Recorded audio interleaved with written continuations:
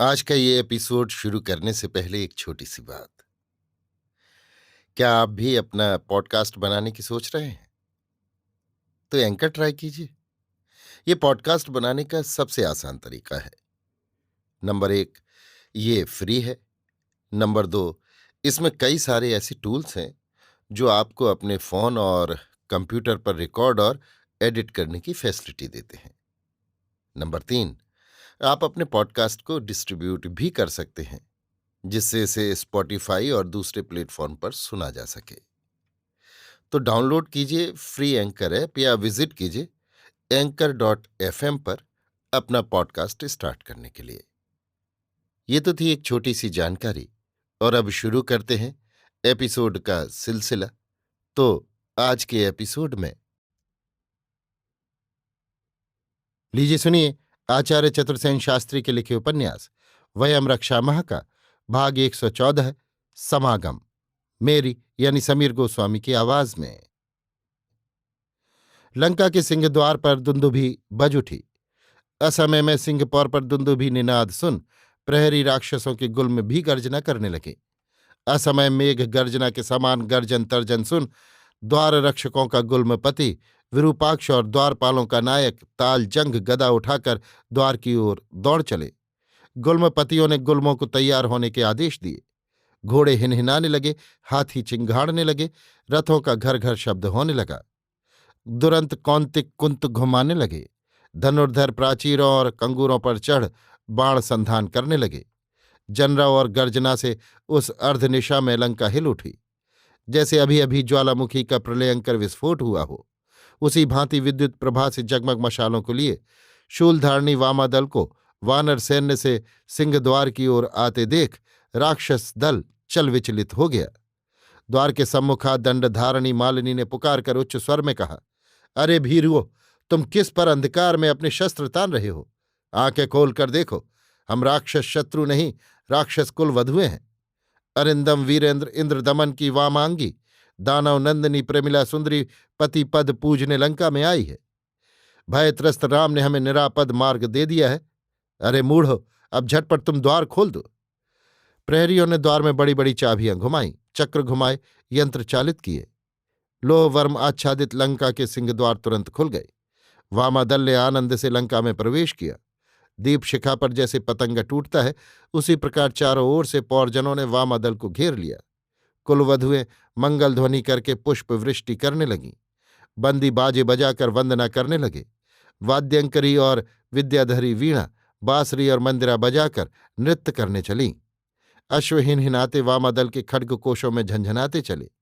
रक्षकुल की स्त्रियां झरोखों से और गोखों से सती सुलोचना को देखने दौड़ चली। पति मंदिर में पहुंचकर सुंदरी प्रमिला प्राणपति से ऐसे मिली जैसे मणिधारी फणी अपने खोए मणि से। अरिंदम इंद्रजित ने प्रियतमा को हृदय में समेटकर हंसते हुए कहा, ये क्या रक्त बीज का नाश कर विधुमुखी दुर्गा निज धाम आई है? हे देवी, आज्ञा हो तो ये दास तेरे पद तल में गिरे। सुलोचना ने अपने मृणाल भुज अरिंदम के कंठ में डालकर कहा, हे प्रिय, तुम्हारे पद प्रसाद से ये किंकरी भव विजयनी है, किंतु ये तुम्हारा वियोग नहीं सह सकती। दुसह वियोग की ज्वाला से वो भस्म हो रही है। अरे निर्दयी, तुम कैसे मुझे अकेली सूनी रात में छोड़ चले आए? ओ प्रियतम, जिसे मन सदा चाहता है मैं उसी के पास आई हूं।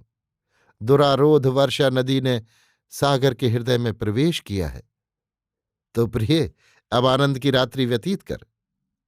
प्रमिला सुंदरी ने मंदिर में प्रवेश किया, वीरवेश त्यागा, स्नान मंजन किया, रत्नमय अंचल का कौशेय धारण किया, पीन स्तनों पर कंचुकी कसी, कमर में मणि मेखला धारण की, हीरों का हार कंठ में पहना, हृदय पर मुक्तामाल धारण की, भाल पर हीरक मणि ग्रथित मांग दी, कानों में नीलमणि के कुंडल पहने। उस समय सहस्त्र मणिदीपों के उज्ज्वल प्रकाश में मणिमूर्ति के समान प्रभामयी दीप शिखासी ज्योतिर्मयी कुसुम गुच्छ के समान सुषमामयी और जीवन के समान प्रेममयी प्रियतमा दानव नंदिनी सुलोचना प्रेमिला को देख राक्षस चूड़ामणि मेघनाद आनंद के समुद्र में डूबकर सुध बुध खो बैठा। रणरंग वैरी राम, विपन्न लंका, शोकमग्न राक्षसेंद्र रावण, सभी को भूल मेघनाद उस त्रिलोक दुर्लभ रूप सुंदरी दानवेंद्र नंदिनी प्रमिला को हृदय से लगा तृप्त हो उसका यौवनामृत पान करने लगा। जैसे चंद्र दर्शन से समुद्र में ज्वार आता है, उसी भांति विरह दग्धा बाला प्रमिला भी इस प्रकार पति पर्यंक पर बिखर गई। तब वो ऐसे थी जैसे शरद के पूर्ण चंद्र की चंद्रिका धवल सौध पर बिखरती है। बंदी गान कर रहे थे, गंधर्वियां नृत्य कर रही थीं, वादक विविध वाद्य यंत्र बजा रहे थे, फव्वारे जलराशि उछाल रहे थे, सुरभित वसंतानिल बह रहा था। वसंत ऋतु वहां मूर्त हो रही थी और अनिंद सुंदरी प्रमिला मणिपात्र में सुवासित मद भर भरकर प्राणाधिक प्रियतम के होठों से लगा, मृणाल भुज कंठ में डाल, वक्ष सटा, अपना अधरामृत भी पात्र में लगा, अधरामृत के साथ सुरामृत को पिलाती हुई प्राण प्रिय पति को आनंद सागर में झकझोर रही थी। ऐसे सुख सागर में डूबकर अरिंदम सो गया। उषा का उदय हुआ।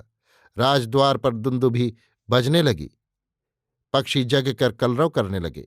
बंदियों ने विरुद्ध गान किया। वीरेंद्र चूड़ामणि मेघनाद ने जग कर देखा। उसके वक्ष पर सोती हुई सुंदरी प्रमिला ऐसी लग रही थी जैसे कसौटी पर सोने की लकीर। उसने भुज पाश में भरकर प्रियतमा का चुंबन लिया और कहा, उठ प्रिय, ये देख, प्राची में श्वेत रश्मि फैल गई। वन कुसुम झूम झूम कर हंसते हुए तेरा आह्वान कर रहे हैं। उठ दैत्यराज नंदिनी, आज विश्व में अघट घटना घटने वाली है। आज समुद्र को शिलाओं से बांधने का दुष्कर्म करने वाले दाशरथी राम को उसके भ्राता सौमित्र के साथ मारकर मैं उसका हृतखंड पूज्य पिता की सेवा में अर्पण कर परंतप का ताप दूर करूंगा। उठ चारुलोचने, उठ सुहासनी, मुझे परिरंभण दे, अपने प्यार से संपन्न कर। सुलोचना प्रमिला के प्रस्पंदमान अर्धमुकुलित सुलोचनों में कृष्ण तारिका झांकती सी ऐसी दीख पड़ी जैसे मधुलोलुप षंडंध्री रात को पंकज में कोशबद्ध हो गया हो और अब उषा वेला में पंकज कोश खुलते ही दिखने लगा हो।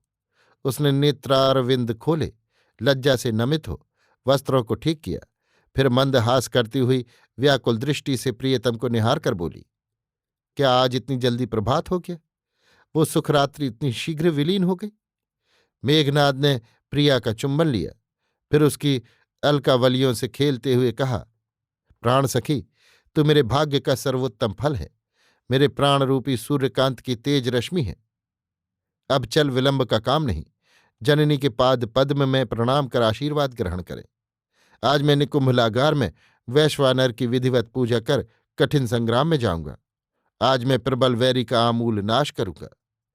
इसी समय रावणी ने त्रिजटा वेत्रवती को सम्मुख आते देखकर कहा, अरे सुभगे, आज मैं निकुंभला यज्ञागार में वैश्वानार का पूजन कर वैरी राम का युद्ध में हनन करूंगा, परंतु मैं सर्वप्रथम मात्र पद वंदना करना चाहता हूं। देख तो महिषी क्या कर रही हैं, उनसे तू ही जाकर निवेदन कर कि उनका अकिंचन दास ये पुत्र और पुत्रवधू उनकी चरण वंदना के अभिलाषी खड़े हैं। त्रिजटा ने कहा, आयुष्मान तेरी जय हो। आज रात महिषी ने रुद्रालय में जागरण उपवास करके तेरी मंगल कामना की है और वे देव प्रसाद ले इधर ही आ रही हैं। मंदोदरी ने आकर पुत्र का सिर सूंघ उसे हृदय से लगाया। पुत्र और वधू ने साष्टांग दंडवत किया।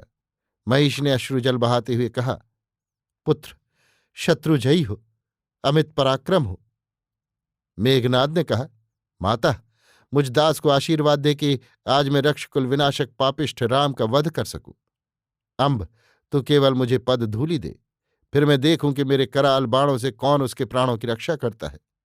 तेरे प्रसाद से आज मैं उन दोनों दुरात्मा दाशरथियों को बांध लाकर पितृचरण का सब संताप हरण करूंगा। मंदोदरी ने आंखों से अश्रुजल विमोचन किया।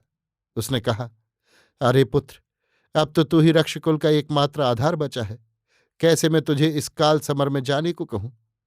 अरे मेरे हृदय आकाश का तू ही तो पूर्ण चंद्र है, तुझे भेज कर अंधकार में मैं कैसे रहूंगी? अरे देवबल युक्त राम और दुरंत लक्ष्मण के साथ कुलद्रोही विभीषण भी मिल गया। जैसे सर्प अपने ही बच्चों को खा जाता है, उसी भांति ये राज्य लोलुप विभीषण अपने कुल का घात कर रहा है। मेघनाद ने हंसकर कहा, अम्ब, तू क्यों उन दोनों राज्य भ्रष्ट वनवासियों से डरती है? तेरे पद प्रसाद से ये दास पृथ्वी में अजेय अयोध्य है, फिर ये तुच्छ नर क्या हैं? अरे पुत्र, राम मायावी है, वो मरकर भी जी उठता है। देव उसके सहायक हैं, शिलाएं उसके संकेत पर जल में तैरती हैं, अग्नि बुझ जाती है।